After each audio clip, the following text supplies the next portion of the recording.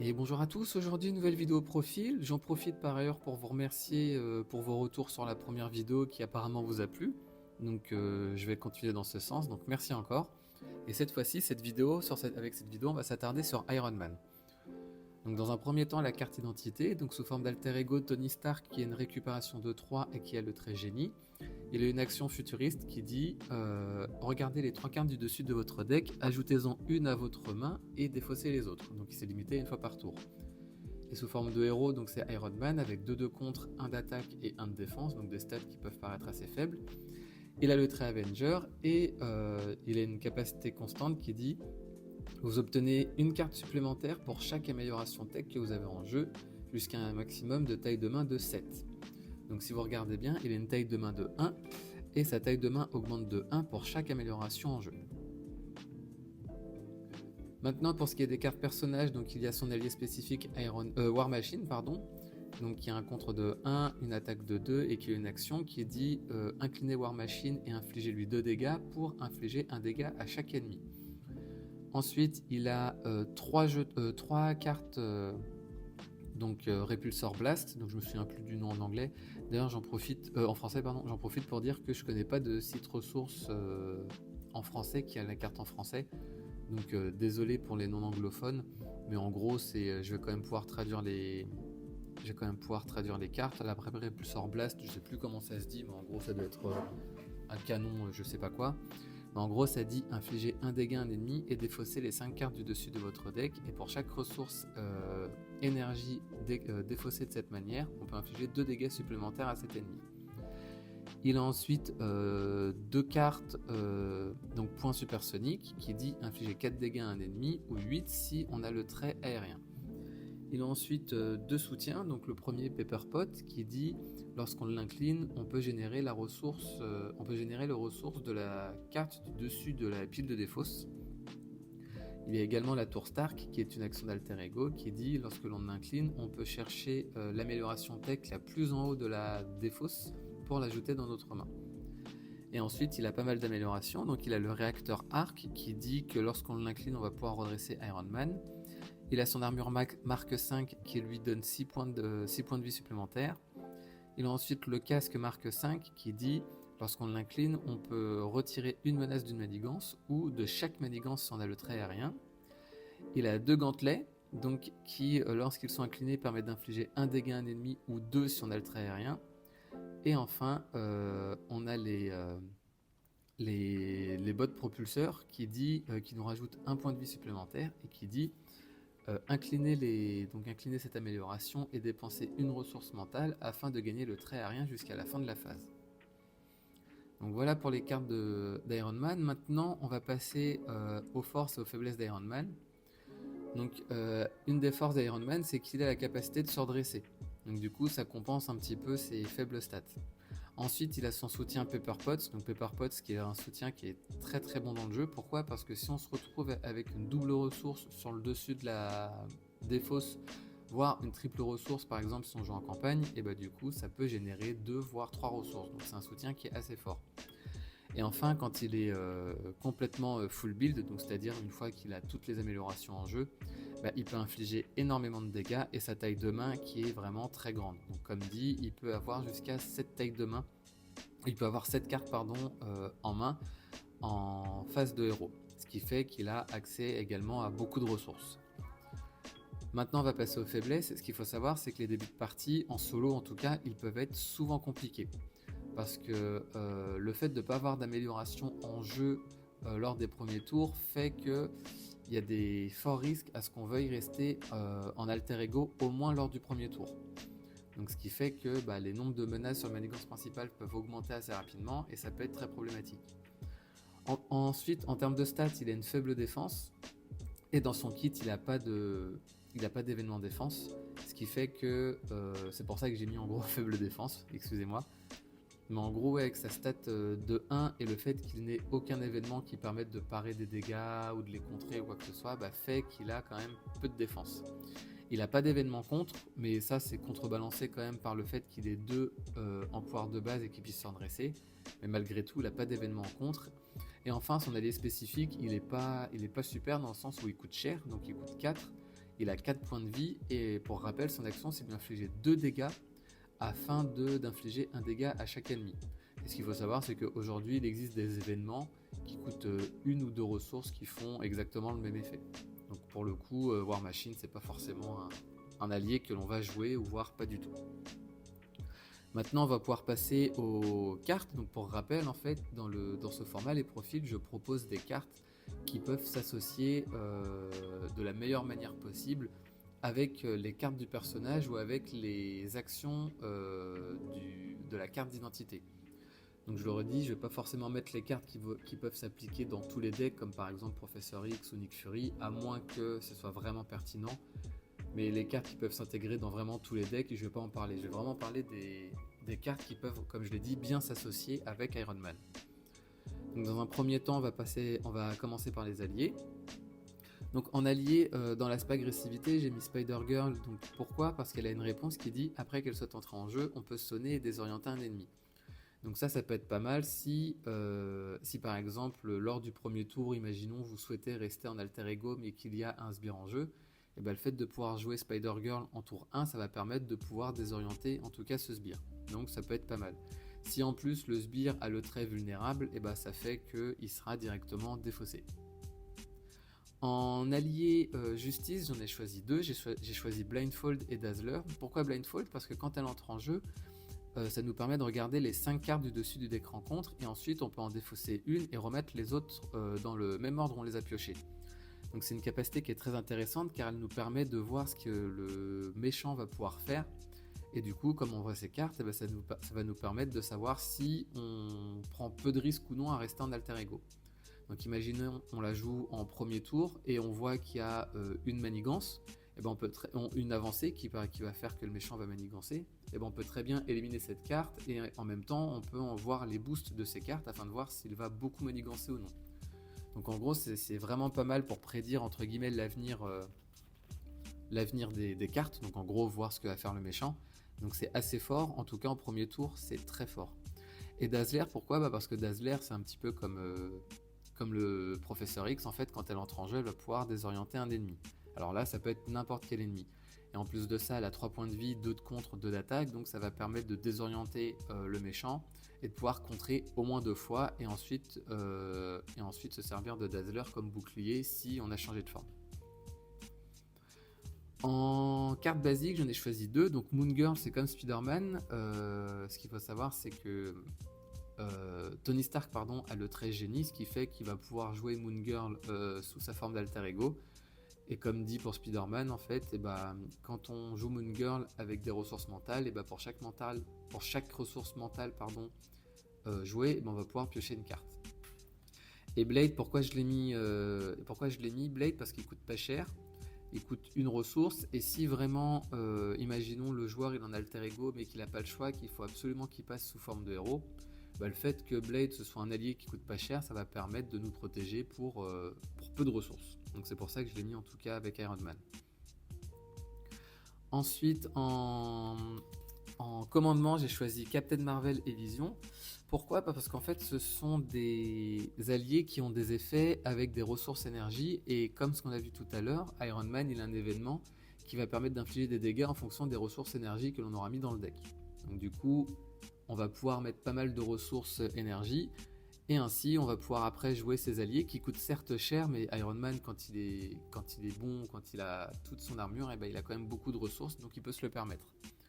Donc Captain Marvel qui a un contre de 2, une attaque de 3, ça dit après qu'elle soit entrée en jeu, on défausse les 4 cartes du dessus de notre deck, et si on a défaussé au moins une énergie, on peut infliger 3 dégâts à un ennemi, et si on en a infligé plus de une, on peut également sonner cet ennemi.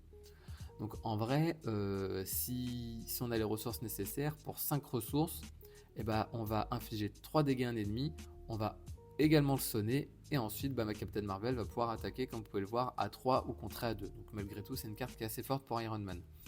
Et enfin Vision, il a une ressource, il a une action qui dit quand on dépense une ressource énergie, on peut augmenter de 2 une de ses stats de base, donc soit le contre, soit l'attaque.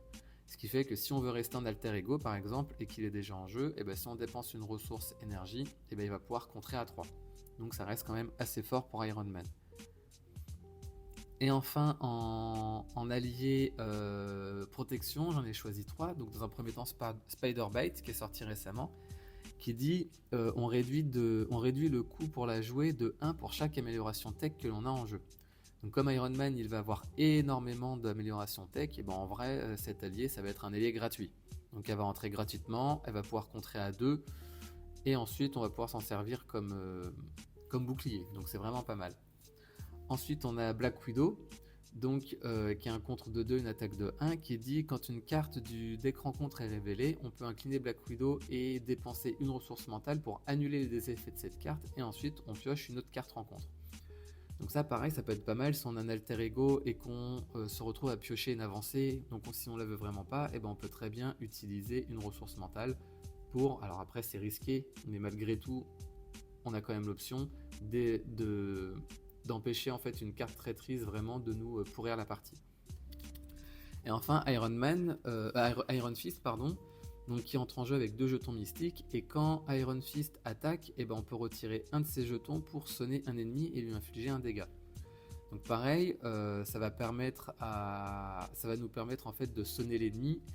Si on est sous forme de héros et qu'on a peu de cartes, et ben en tout cas ça va nous permettre de ne pas voir le méchant attaquer. Donc je me suis dit que ça pouvait être intéressant de pouvoir mettre Iron Fist avec Iron Man justement.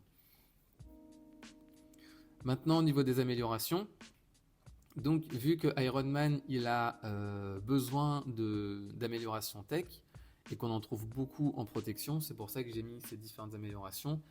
Donc la barrière d'énergie, le fusil étourdissant et le générateur de protection, je sais pas quoi. Bon après, en vrai, les titres des cartes, on s'en fout.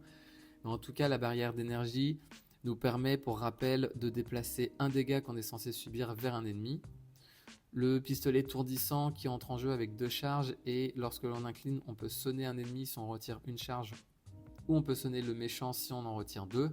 Mais l'objectif, c'est quand même de garder l'amélioration tech en jeu pour pouvoir augmenter la taille de main d'Iron Man. Et enfin le générateur qui permet en fait, quand on est censé subir des dégâts, et ben on va retirer des jetons de ce générateur à la place. Et ensuite il a donc une des dernières améliorations qui est sortie, à savoir prêt à combattre. C'est une amélioration qu'on est obligé de payer avec une ressource physique et qu'on ne peut avoir qu'une seule fois en jeu par joueur. Et ça dit, quand un ennemi est censé manigancer, on peut défausser prêt à combattre pour changer de forme et l'ennemi nous attaque à la place. Donc ça peut être vraiment costaud. Pourquoi ? Parce que si on est sous forme... si on est par exemple, si on l'a joué sous forme d'alter ego et qu'on pioche une taille de main qui est de 6 à la fin de notre tour, et bah, si on ne veut pas que le méchant manigance, on va pouvoir défausser cette carte, passer sous forme de héros et avoir une taille de main de 6, quand bien même on n'a pas encore d'amélioration tech en jeu. Donc en gros, c'est une astuce qui va permettre d'avoir une main complète sous forme de héros, en tout cas en début de partie.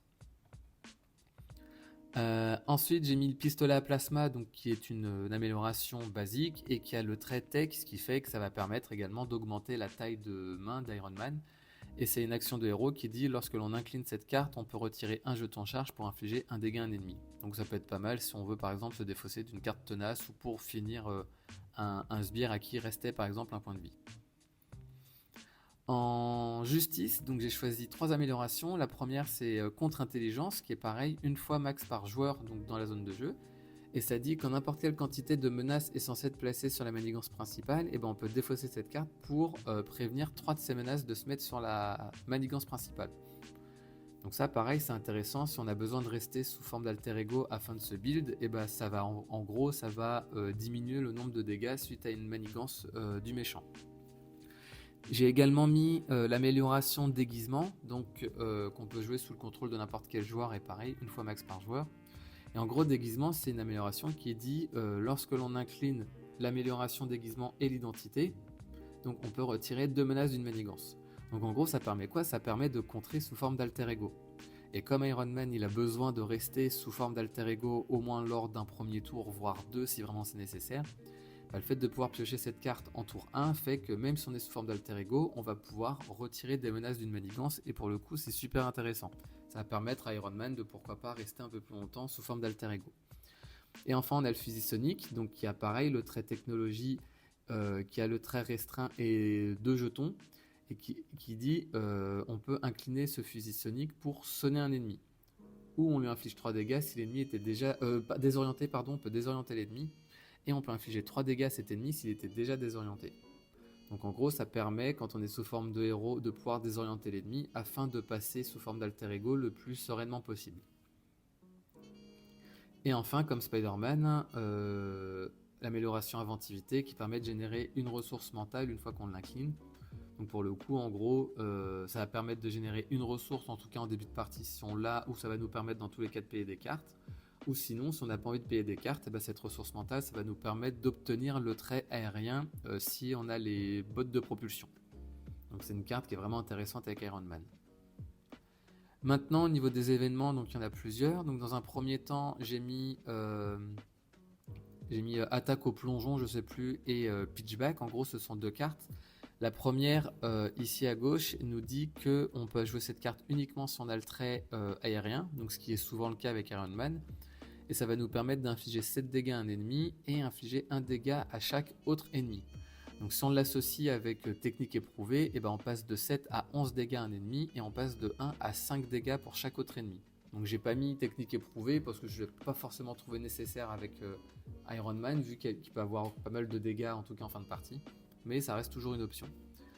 Enfin, pitchback, ça dit après que le héros est attaqué, on peut infliger 4 dégâts à un ennemi. Donc c'est pas trop mal, dans le sens où Iron Man il a le trait aérien et lorsqu'il utilise une attaque comme par exemple avec ses gantelets, et ben, il peut très bien infliger 4 dégâts avec ses gantelets, 2 plus 2 s'il a le trait aérien.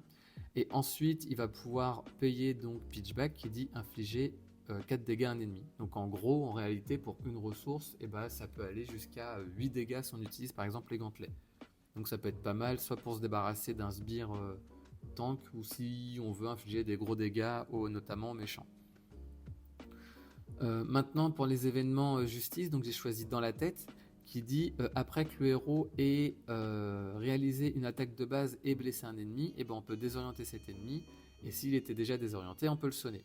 Donc ça pareil, si par exemple on pioche cette carte en fin de tour 1 et qu'on est sous forme de héros et qu'on a par exemple que une carte tech, donc on n'a que 2 cartes en main sous forme de héros, ben ça va nous permettre de désorienter l'ennemi ensuite afin de repasser sous forme d'alter ego. Donc quitte à se prendre une attaque d'un méchant, donc par exemple imaginons tour 1, on décide de passer sous forme de héros parce qu'on n'a vraiment pas envie que le méchant manigance, et ben on passe sous forme de héros, on a 2 cartes en main, n'importe laquelle plus dans la tête, le méchant va attaquer, on peut se permettre lors du premier tour de subir l'attaque sans défendre, et ensuite, et ben, quand ce sera au tour 2, et ben, Iron Man pourra attaquer et blesser l'ennemi, en même temps le désorienter, et repasser sous forme de héros afin d'essayer de pouvoir se build d'une meilleure manière. J'ai mis aussi d'une manière ou d'une autre, donc pareil, hein, si on est vraiment, on va dire, en galère de cartes sous forme de héros, et ben, d'une manière ou d'une autre, ça va permettre notamment de se refaire une main. Et sachant que Iron Man, il a quand même des contres, son compte de base associé à son réacteur qui fait qu'il va pouvoir contrer à 4, ça reste intéressant en tout cas de mettre cette carte en jeu. Et enfin pour la justice, donc pour rappel, ça permet de retirer 3 menaces d'une manigance ou 4 si on l'a payé avec une ressource mentale. Et avec l'amélioration inventivité, ben, on a accès à cette ressource mentale. Pardon, je ne l'ai pas dit, mais d'une manière ou d'une autre, ça permet de révéler une manigance annexe pour ensuite pouvoir piocher 3 cartes. C'est pour ça que je dis que le fait qu'il puisse contrer à 2, se redresser et recontrer à 2, ça va lui permettre de se débarrasser de la plupart des manigances annexes en tout cas. J'ai mis premier secours également, donc qui permet de guérir 2 dégâts d'un allié, d'un n'importe quel personnage pardon, n'importe quel personnage. Ce qui fait que si on a besoin qu'un allié dure un peu plus longtemps, eh bien on va pouvoir le soigner. Ou même si Iron Man il a besoin de se guérir par exemple sous forme de héros et qu'on n'a pas envie de passer sous forme d'alter ego, ça peut être intéressant. J'ai mis esprit d'équipe, donc l'esprit d'équipe ça va permettre en gros lorsque le héros utilise un pouvoir de base, et ben, on peut incliner un allié que l'on contrôle pour ajouter le pouvoir de cet allié à notre pouvoir de héros. Donc imaginons si on a vision en jeu et qu'on a boosté ses stats de contre, et ben, du coup il sera à 3. 3 plus le contre d'Iron Man, donc on passe à 3 plus 2, 5, sans dégâts consécutifs, juste pour une carte qui n'a 0 ressources, donc on peut jouer gratuitement, entre guillemets. Du coup, ça pouvait vraiment être intéressant, je trouvais. C'est pour ça que je l'ai mise en tout cas dans le deck, dans les possibles cartes intéressantes pour Iron Man. Et enfin, en protection, il a donc plusieurs cartes vraiment. En gros, l'aspect protection est vraiment intéressant avec Iron Man. Donc, il a cette carte qui vient par là, mon ami, qui dit on peut défausser des cartes jusqu'à ce qu'on révèle un sbire et on met ce sbire en jeu engagé avec nous. Ça va nous permettre de nous soigner de 3 dégâts et de récupérer une carte tenace. Et lorsqu'Iron Man il est build à fond, il peut pour rappel infliger 4 dégâts à un ennemi, voire 6 s'il utilise 2 fois son attaque de base. Donc ça va pouvoir en gros éliminer on va dire la majorité des sbires qui existent dans le jeu. On va pouvoir mettre aussi réexploiter. Donc réexploiter, c'est une carte qui dit on défausse une carte technologie que l'on contrôle, une amélioration technologique que l'on contrôle pour redresser notre personnage, et ensuite on choisit une stat, donc contre, attaque ou défense. Et jusqu'à la fin du tour, notre héros gagne X pour le pouvoir choisi, X étant le prix de l'amélioration défaussée. Donc imaginons on a la barrière d'énergie qui coûte 2, on a contré par exemple à 2, et si on veut redresser Iron Man, on peut très bien utiliser réexploiter pour défausser une amélioration tech dans ce cas de figure barrière d'énergie. Ça va permettre de redresser Iron Man, et si on choisit pour les contres, là cette fois-ci il sera redressé, il va pouvoir contrer à 4. Et ce qu'il faut savoir, c'est que c'est un effet qui est cumulatif. Donc imaginons si on a 3 barrières d'énergie qui coûtent 2 chacune, imaginons Iron Man va pouvoir attaquer à 1, on utilise réexploiter pour défausser une amélioration, on passe de 1 d'attaque à 3 d'attaque, et on fait la même chose 2 fois, donc on passe à 5 et à 7 d'attaque. Et si en plus on n'a pas utilisé son réacteur, on va pouvoir attaquer à 7 2 fois à la suite. Donc ça peut vraiment être intéressant pour des fins de partie afin d'infliger le plus de dégâts. Et enfin, on a resté sur ses gardes que l'on peut jouer uniquement si on a le trait aérien. Donc, comme on l'a dit avec Iron Man, il peut souvent avoir le trait aérien. Et ça dit redresser votre héros et retirer 2 menaces de la manigance principale. Donc ça va permettre de retirer 2 menaces et de se redresser. Donc potentiellement, excusez-moi, j'ai mal à la gorge. Potentiellement, comment ça peut se passer? On peut contrer à 2 avec le pouvoir de base, on se redresse avec le réacteur, on recontre de nouveau à 2, on utilise rester sur ses gardes pour se redresser de nouveau et retirer 2 menaces de la manigance principale. Donc on pourrait potentiellement retirer 6 menaces de la manigance principale, et il reste encore une activation qu'on peut utiliser soit pour attaquer, contrer une autre manigance annexe, voire se guérir si on a besoin de changer de forme. Maintenant on va passer au soutien. Donc j'ai mis les Mighty Avengers, donc ça dit jouer sous le contrôle de n'importe quel joueur et une carte maximum équipe par joueur, et ça dit si chacun de nos personnages a le trait Avenger, chaque allié que l'on contrôle gagne +1 de contre et +1 d'attaque.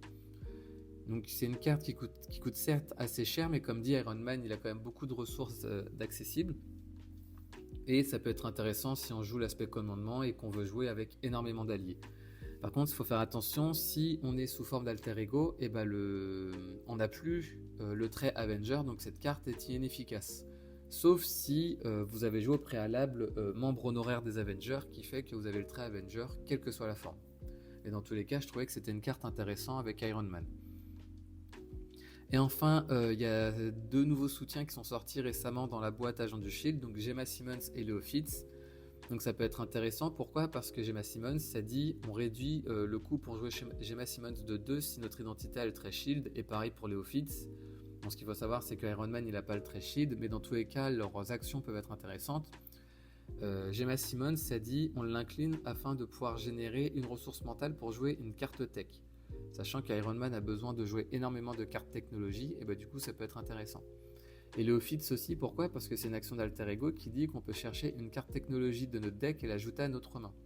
Donc si on est vraiment en galère de cartes tech et ou on a besoin d'une carte vraiment spécifique technologie, Leo Fitz en fait va nous permettre de pouvoir la chercher. Si on joue par exemple en protection et qu'on utilise réexploiter, ça va nous permettre de défausser des cartes technologie. Et si le premier tour de deck est passé, les cartes vont être remélangées, ça va nous permettre de récupérer les cartes technologie. Donc ce sont des cartes qui coûtent certes assez cher, mais qui peuvent être quand même intéressantes avec Iron Man. Et enfin, pour la main de départ, donc ce que je propose, moi, c'est ces différentes cartes. Donc Pepper Potts, elle peut être très intéressante, surtout si on a une double ressource dans notre main. Pourquoi? Parce qu'on va jouer une ressource plus une double ressource pour jouer Pepper Potts. Ce qui fait qu'ensuite, quand on va l'utiliser, eh ben, on aura notre double ressource qui sera sur le dessus de notre défausse, et ça va nous permettre de jouer soit des cartes chères, une deuxième carte chère ou un allié, enfin que sais-je. Du coup, c'est une carte qui peut vraiment être intéressante. Blindfold aussi, parce que ça va nous permettre de voir ce que prépare l'ennemi. Donc ça va nous permettre de nous dire, en gros, d'élaborer une stratégie et de se dire, là, dans ce cas de figure, il va manigancer mais avec peu de cartes de boost, et la carte d'après, c'est une carte que je peux gérer, donc je vais rester en alter ego. Ou à l'inverse, imaginons, on voit qu'il y a deux avancées à la suite, ou deux fois l'ennemi qui va manigancer, là on va se dire, là je vais peut-être pas pouvoir rester en alter ego, donc je vais être obligé de passer sous forme de héros. Donc ça permet vraiment, en tout cas en tour 1, de pouvoir préparer au mieux notre build. J'ai également mis dans la tête, parce que si vraiment on a besoin de passer sous forme de héros parce qu'on n'a pas envie que le méchant manigance, et ça peut être une carte intéressante. On va se recevoir certains coups sous forme de héros, mais après on va pouvoir repasser sous forme d'alter ego tranquillement. Donc inventivité, parce qu'on n'a pas le choix, de toute façon on est obligé de la jouer sous forme d'alter ego, donc c'est toujours mieux de l'avoir en tour 1. Déguisement, ça va nous permettre de gérer au mieux les manigances, la manigance principale. Donc je trouve qu'en tour 1 c'est intéressant parce qu'on va pouvoir rester plus longtemps, on va pouvoir contrer sous forme d'alter ego et en même temps pouvoir se build. Et enfin, prêt au combat, c'est aussi très intéressant parce que comme j'ai dit tout à l'heure, si on n'a vraiment pas envie de rester sous forme d'alter ego, et en tour 1, si on a joué cette carte, quand le méchant est censé manigancer, on aura notre taille de main de 6 au lieu de 1 par exemple. Si imaginons on a vraiment 0 carte technologie, du coup on va pouvoir passer sous forme de héros, on aura nos 6 cartes, certes le méchant va nous attaquer, mais c'est pas trop grave dans le sens où le premier coup on peut toujours l'encaisser. Et enfin, j'ai mis n'importe quelle carte tech parce que il faut absolument des cartes technologie afin d'augmenter au mieux la taille de main en début de partie. Donc voilà pour Iron Man. Donc c'était la fin de la deuxième vidéo profil donc, sur Marvel Champions. Donc Iron Man, c'est un personnage qui peut être vraiment cool à jouer, mais par contre il faut vraiment savoir quand est-ce qu'on va passer sous forme d'alter ego. Il faut savoir est-ce qu'on va prendre le risque de rester ce tour-ci, est-ce qu'on va prendre le risque de passer sous forme de héros, quitte à ce qu'on ait une taille de main très faible. Donc c'est vraiment c'est un personnage qui peut vraiment être complexe à jouer, mais une fois qu'il est build, par contre à la fin, je vais pas dire c'est champagne, mais c'est pas loin parce qu'il peut infliger énormément de dégâts. Imaginons on a le point supersonique plus nos gantelets, on peut infliger 8 et 2, 10 et 2, 12 dégâts en un tour pour pas trop cher. Il suffit qu'on ait d'autres alliés ou d'autres événements à côté qui permettent d'infliger encore plus de dégâts à côté. Donc c'est vraiment intéressant. Et en plus c'est thématique parce que en fait il va se fabriquer son armure au fur et à mesure du combat. Donc c'est vraiment un personnage, moi en tout cas, que je trouve plaisant à jouer. Donc merci à vous d'avoir regardé cette vidéo. N'hésitez pas à me dire si vous avez pensé à d'autres cartes. Peut-être que j'en ai oublié, comme toujours.